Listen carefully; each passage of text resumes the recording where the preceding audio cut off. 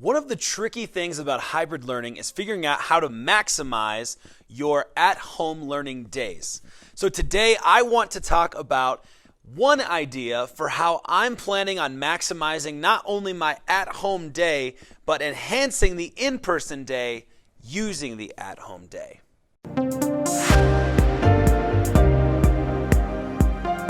What's up, guys? Welcome back. Today I want to talk about the Markup tool and how I think we can use the Markup tool and literacy to make our in-person days better. Now, this is going to depend on what you have to accomplish as a teacher on those at-home days. But for me, one of the things that I want to do is to be continuing to include and improve in including literacy in all of my classes and my content areas. Those are not built into my standards, but I want to include them because I know that literacy is super important and it will help our students if we push them. And for my example today, I want to show you an assignment I created for my robotics class about automation. So here I have, and I'll put it on the screen, a Google Doc that I created about automation, and it's pretty simple. Students are going to use kind of a scavenger hunt to find their way through an article, answer some questions, and then and respond. So here's how it's going to look. They're going to start off in a research phase, which is going to be this challenge section right here. When they click search this article, what they're going to do, and you're going to have to model this for them, but it'll take them to a Safari viewer. You don't want them in Safari viewer. You want to actually take them to Safari. So what you're going to do is you're going to have them click that Safari button in the top right-hand corner under the 99%. And when they click that button, it's going to take them to Safari. And I already practiced this to make sure it worked, and so I'm already there, which is great. From here, they're going to hit the share-o, which is that square with an arrow in it. That's why it's called a share-o. And when you click the share-o, you're going to scroll down and hit the markup button. Now, students should know about markup, but depending on the age that you're working with and what you're trying to accomplish and what article they're looking at, you're just going to click markup. Now, I have a Worldbook student article here on automation that I think is going to be helpful.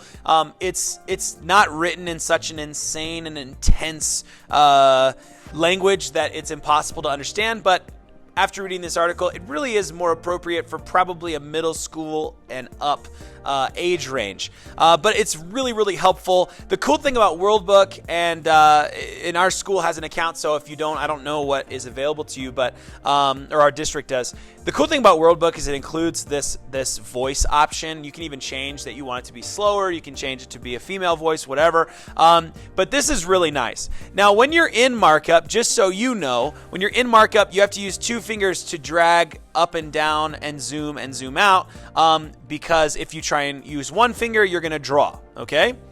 So let's go back to the challenge and see what the students are trying to do. The challenge is, what is automation? That's the first question.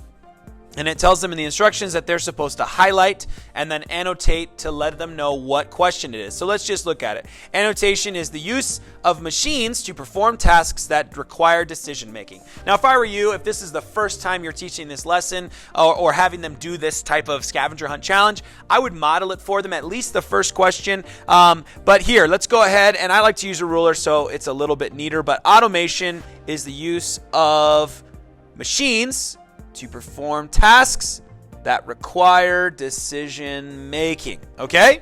Now, they don't know, or I don't know, excuse me, when I look at your PDF, I don't know exactly how you have, or which question, excuse me, has been answered. So what I would recommend for students is to use the plus button and use text to type in which question it is. If you want to go really specific, I'm just going to go Q1. And if you want to be really specific, many of my students will choose to use the same color so that it matches, which there's nothing wrong with that. I think that's a great idea.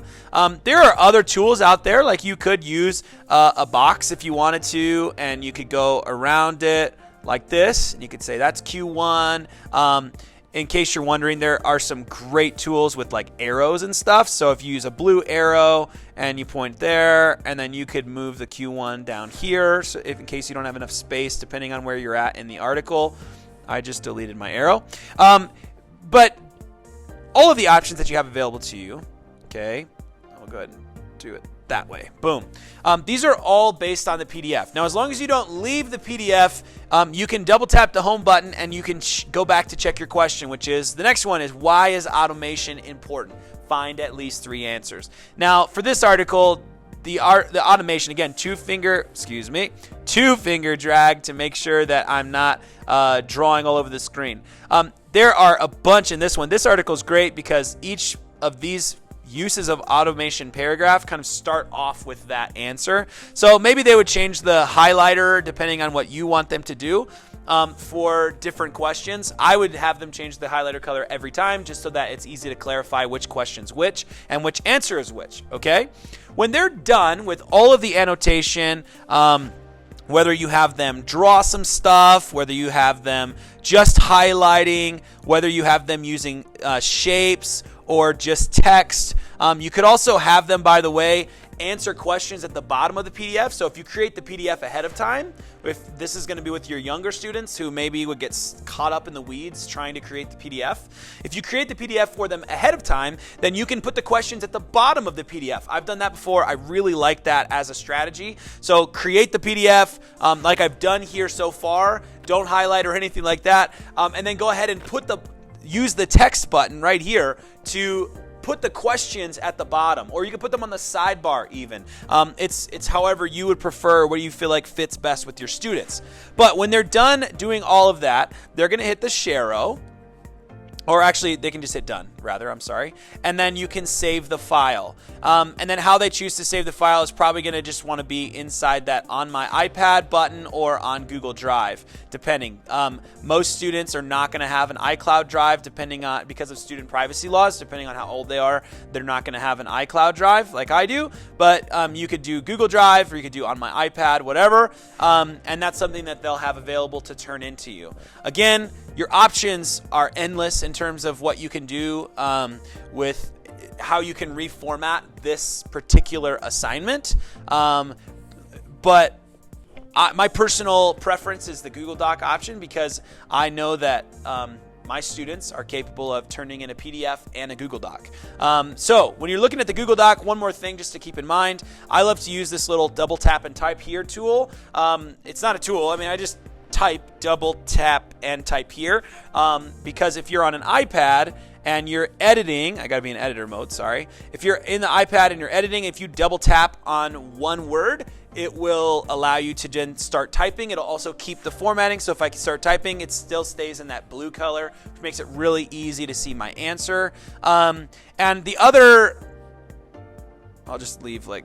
so I can fix that later. The other thing that's nice about it, I gotta make that one blue. The other thing that's nice about it is when they type in their answers, if you depending on how you share the document, you could use a copy share. So you type in the URL and then you look where it says edit on there, double tap the word edit, and then change that to copy. So then when you share that URL with students, it'll automatically make them their own copy, and they'll have to create their own copy, and then they can put their name at the top or however you want to do that. So those are just some ideas, but here's why I think that that's actually beneficial for the classroom, for at home, going into in person. One of the things that I struggle to do in person, especially in robotics, because it's hands-on, and I just want kids to be using their hands and getting going with it and building stuff and coding stuff, and I want them to see the robot move based on what they do, right?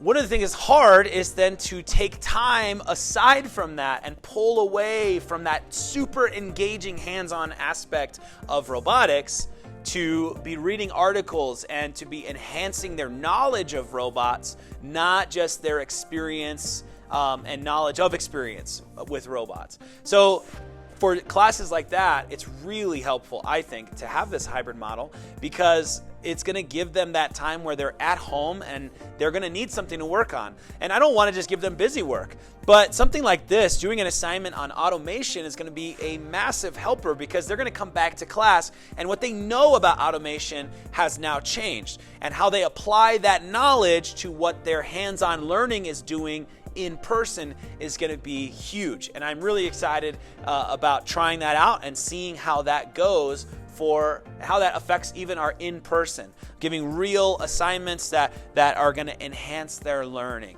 And it's good to focus on literacy, as we know, because test scores improve sheerly based on literacy. I was the type of student, I tell my students this all the time, I was the type of student that if there was any noise in the room, boom, it distracted me. I really struggled with test taking because I don't feel like I was a very strong reader, and so I always felt like I had to reread the question over and over and over. So building those literacy skills is going to be a helpful tool for anybody to learn. It's not going to hurt them anywhere in life. And whether you're a literacy teacher or not, this is just a basic scavenger hunt type of lesson that I think can help build student literacy. And hopefully, if you can align it correctly with what they're learning in class, it can also help them bring context to what they're learning and help enhance the in-person learning when they come back to class the next day.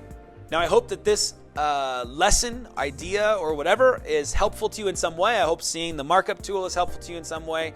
And let me know if you have other ideas of things that you would like me to take a look at. This is just one that I've been learning about and thinking about over the last week, with hybrid starting next week at our district. And so I just wanted to share that with you in case you think it might be valuable. Go have a great day.